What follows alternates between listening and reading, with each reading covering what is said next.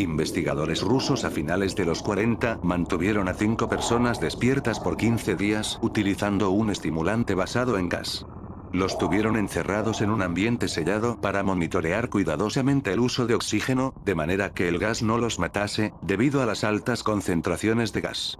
Esto fue antes de que existiera el circuito cerrado, por lo que tuvieron que usar micrófonos y ventanas con grosor de 5 pulgadas para observar a los sujetos. El cuarto estaba lleno de libros, cobijas para dormir, pero ninguna cama, agua corriente, baño y la suficiente cantidad de comida para que los 5 sobrevivieran por un mes. Los sujetos de prueba eran prisioneros políticos y de guerra declarados enemigos del Estado durante la Segunda Guerra Mundial. Todo estuvo bien por los primeros 5 días. Los sujetos rara vez se quejaban después de que, falsamente, se les había prometido su libertad si aceptaban tomar parte de la prueba y no dormir por 30 días. Sus conversaciones y actividades fueron monitoreadas y los científicos notaron que conforme pasaba el tiempo, ellos hablaban sobre incidentes traumáticos de su pasado. Después de 5 días se empezaron a quejar de las circunstancias y eventos que los llevaron a donde estaban y empezaron a demostrar paranoia severa. Dejaron de hablar entre ellos y comenzaron a murmurar de manera alterna en los micrófonos. De manera extraña, todos parecían creer que podían ganar la confianza de sus captores si traicionaban a sus camaradas. En un principio se creyó que esto era un efecto del gas. Después de 9 días, el primero de ellos empezó a gritar. Corría por todo el cuarto gritando repetidamente por 3 horas seguidas. Después, trató de continuar gritando, pero solo podía dar un grito ocasional. Los científicos postularon que físicamente se había destrozado las cuerdas vocales. La parte más sorprendente de este comportamiento fue cómo sus compañeros reaccionaron a esto. O mejor dicho, como no reaccionaron, continuaban murmurando en los micrófonos hasta que el segundo de los prisioneros comenzó a gritar.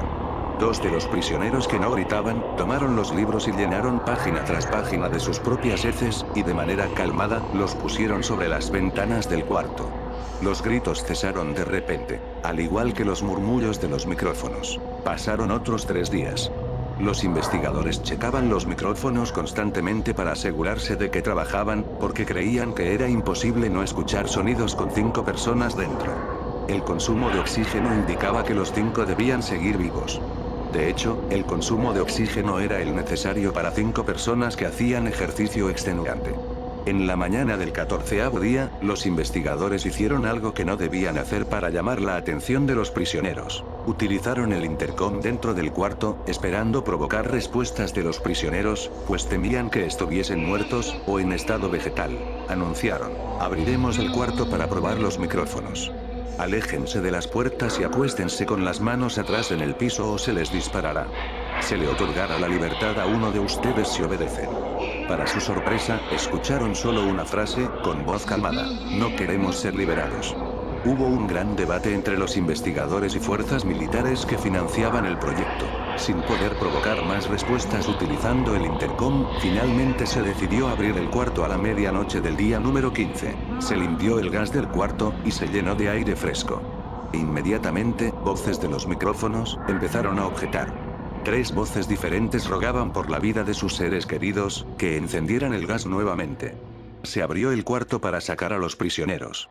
Gritaron más fuerte que nunca, al igual que los soldados, cuando vieron lo que había dentro. 4 de los sujetos seguían vivos. Las raciones de los pasados 5 días no habían sido tocadas. Habían pedazos de carne de las costillas y pantorrillas del sujeto muerto colocados dentro del drenaje del centro del cuarto, bloqueándolo, permitiendo que 4 pulgadas de agua se acumulara en el piso. Los 4 sobrevivientes también tenían pedazos de piel y carne arrancada de sus cuerpos. La destrucción de tejidos y la exposición de huesos en la punta de sus dedos indicaba que las heridas fueron infligidas por las manos, y no con los dientes, como era de suponerse. Al examinarlos, se descubrió que la mayoría de las heridas fueron autoinfligidas en su mayoría. La piel y los órganos de detrás de las costillas fueron removidos, mientras que el corazón, los pulmones y el diafragma seguían en su lugar. El tracto digestivo de los 4 sujetos podía verse trabajar, digiriendo comida. Rápidamente se hizo aparente estaban digiriendo su propia carne, y que ellos la arrancaron y se la comieron en el transcurso de los días. La mayoría de los soldados eran fuerzas especiales rusas en las instalaciones, pero aún así, muchos se negaron a regresar al cuarto para sacar a los prisioneros.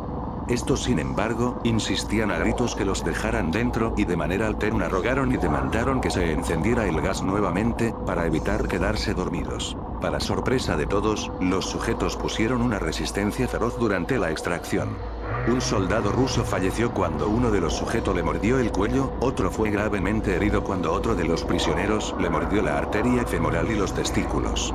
Otros 5 soldados perdieron la vida, si se cuentan a aquellos que se quitaron la vida en las semanas consecuentes al incidente. Durante la lucha, uno de los prisioneros dañó su bazo, sangrando de manera casi inmediata. Se intentó sedar al sujeto, pero fue imposible. Se le inyectó más de 10 veces de la dosis humana de morfina, y aún así luchó como un animal rodeado, rompiendo las costillas y un brazo de un doctor. Se veía latir su corazón al máximo por 2 minutos completos, mientras se desangraba, y continuó gritando por más de 3 minutos, atacando a quien se le acercara, repitiendo la palabra más una y otra vez, cada vez más débil, hasta que cayó en silencio. Los otros 3 sobrevivientes, fueron inmovilizados fuertemente y llevados hacia instalaciones médicas. 2 de ellos, con cuerdas vocales intactas, demandaban continuamente más gas para permanecer despiertos. El más herido de los 3, fue llevado al único cuarto de cirugía que había en las instalaciones. En el proceso de su preparación para colocar nuevamente sus órganos en su lugar, se notó que el sujeto era totalmente inmune a los sedantes. Peleó furiosamente cuando el gas anestésico se le estaba colocando.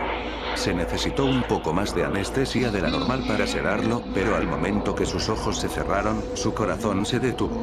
En la autopsia, se encontró que en su sangre había 3 veces la cantidad normal de oxígeno. También se rompió 9 huesos en la lucha para no ser controlado. El segundo sobreviviente, era el que primero gritó del grupo.